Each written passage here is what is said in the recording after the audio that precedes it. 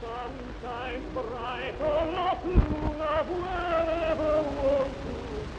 many people, Scotland has been unknown country. Its kindly people, its surpassing natural beauties have seemed somewhat remote. But transport has wrought a change. The time gap between England and Scotland is a never narrowing one.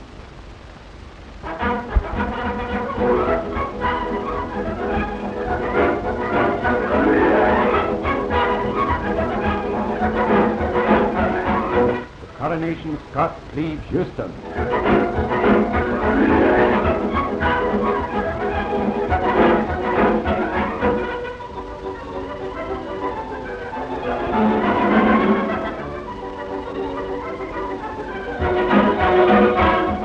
And is drawing into Glasgow.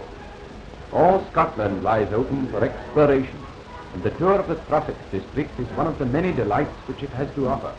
There are two main approaches to the Trossachs, via Aberfoyle and via Stirling and Callander. Perhaps the latter is the best, since it affords a chance of seeing the historic town of Stirling. It was Scotland's capital before James IV built Holyrood at Edinburgh, and the castle, built in a rock, was the residence of Scottish kings.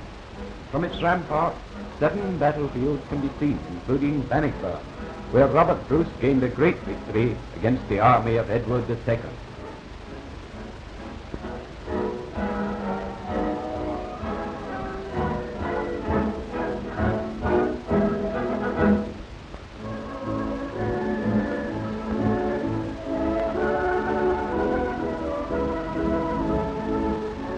On Abbey Craig, like a sentinel forever on the alert, guarding its country from wrong, stands the Wallace Memorial. It is in the form of a tower, and on the west corner is a fine statue of William Wallace.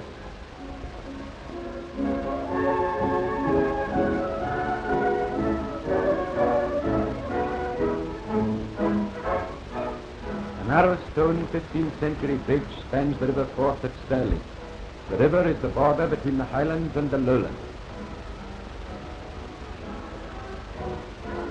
17 miles north of Stirling is Gleneagles Hotel, the great Scottish country house, which many visitors make their Highland headquarters. The hotel stands in scenery of the most magnificent. Moors and blue-topped mountains make the distances noble. The hill streams pearl and glitter in the sunshine.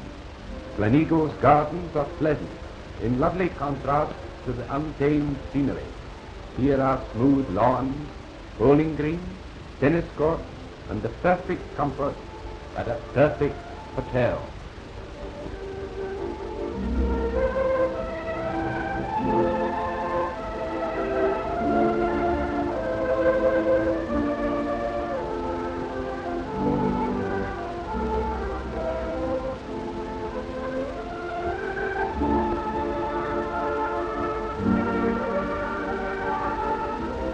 The pride of Gleneagles, however, is its golf course.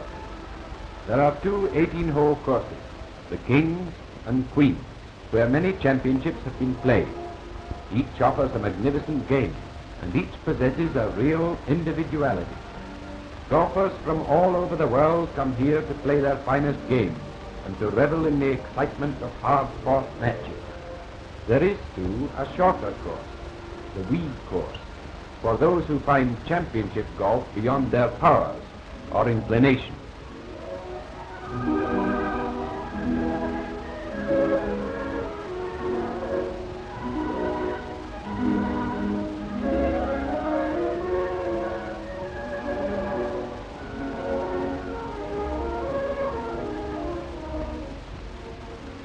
The traveller who is bound for the Trossachs leaves the train at Callander.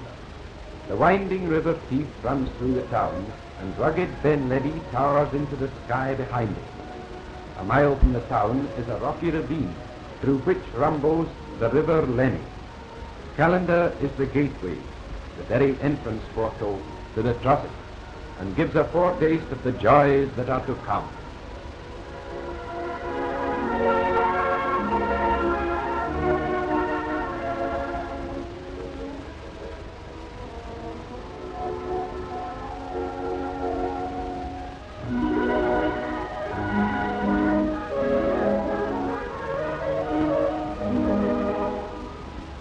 It is from Callander station at the first part, the Trossachs tour proper starts. The way is by coach through Eachother to Trossachs pier on Loch Katrine, and thence by boat along the loch to Stronachlachar.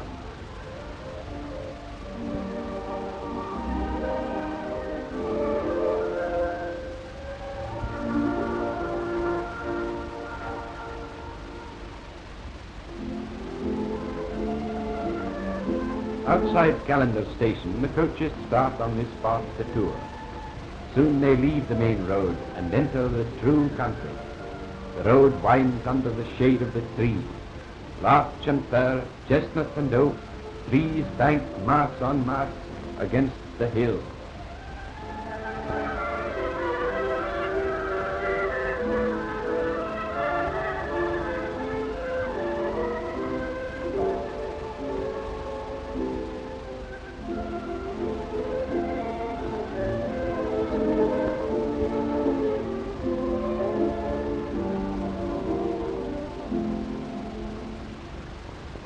On winds the road by way of Eachother, past ancient hamlets with the great bens ever in view.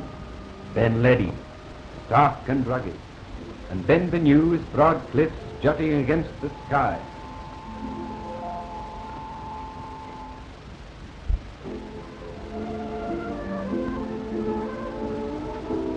At the Trossachs Hotel, the coach halts for lunch. Refreshed, ready for more wonders of scenery, the traveller takes coach again and goes on, where twines the path in shadows hid, through the tradition-steeped Trossachs country.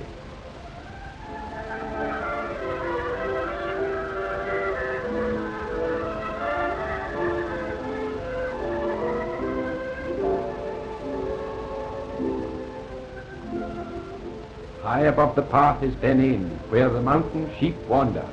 So the coach crosses the Trossachs Pass and descends to Trossachs Pier on the shores of Loch Katrine. To the lover of Scott's poem, The Lady of the Lake, this is hallowed ground. Across the water is Ellen's Isle, and beyond it, submerged now beneath the risen waters of the loch, was the famous Silver Strand.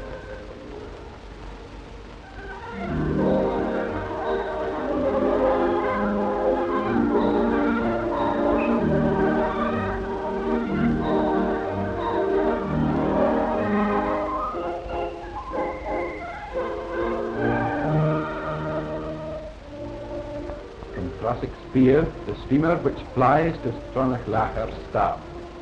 Generations of Scotsmen have regarded Loch Katrine as the jewel of all Scottish lochs, and visitors from every land come here as to a shrine where beauty is revered. The braes which rise from the still waters of the loch are a glory of purple heather. The whole fair scene is dominated by the rugged mountains.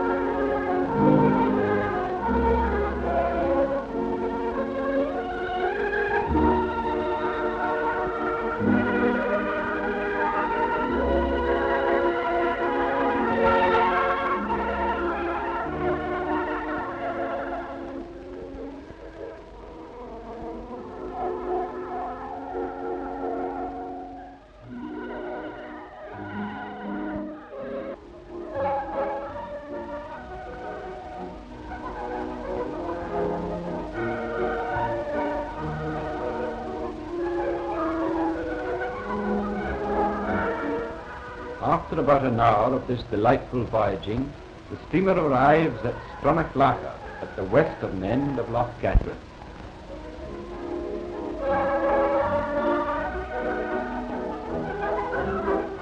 From here, the tour is continued by coach to Inversnaid, and thence by steamer down Loch Lomond by way of Tarbert, Rowerdennan, Loch and Balmahar to Bala.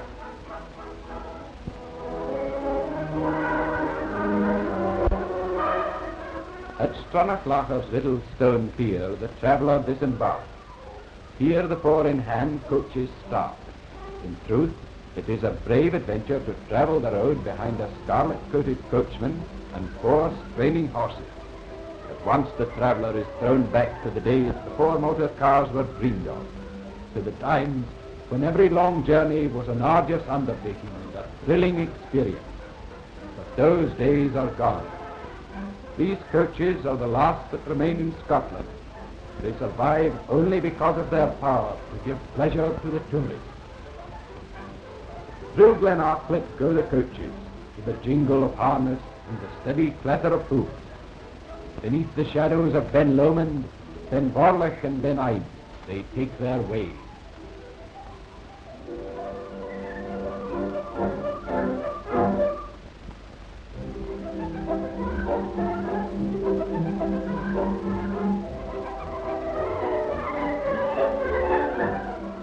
After 5.5 miles of this romantic drive, the coaches arrive at Inversnaid.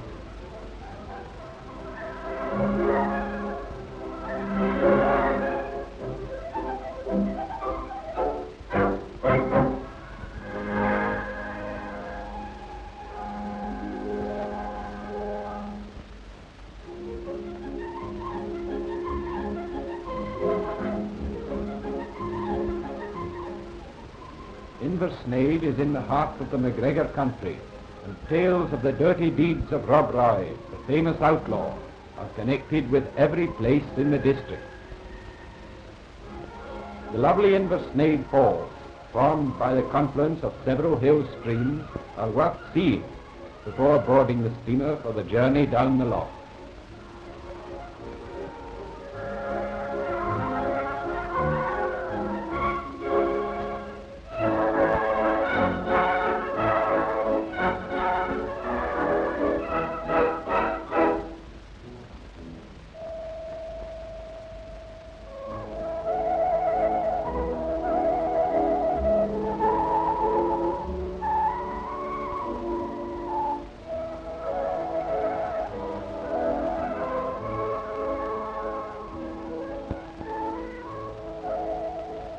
Loch Lomond is on an altogether grander scale than Loch Katrine. The high hills sweep down to the water. Ben Lomond and Ben Vorlich dominate the middle distance, and Ben More and the great northern hills the far spaces.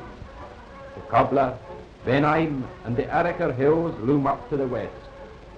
Down the beautiful loch the steamer takes its placid way, calling at the charming lochside villages, Tarbert, Rowerdennan, whence the ascent of Ben Lomond can be made, Loch, the loveliest village on these shores, Balmahar, with its bay set with tiny islands, and so on to Bala and the end of the journey.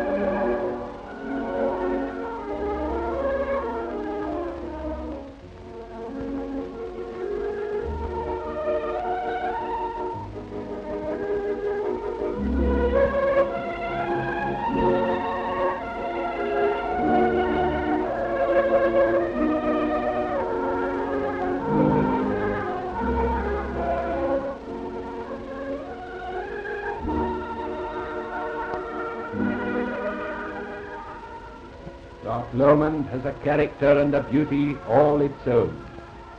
Seen from the steamer's deck, the sunlit waters of the loch make exquisite contrast with the ever-changing lights on forest, moor and hill. Hard would it be to imagine a prospect more pleasing than this. The clear waters shimmering in the sunshine, the tender green of the bracken-covered banks, and over all, Ben Lomond, serene and ethereal, brooding in majestic silence over the beauties of the Trossachs.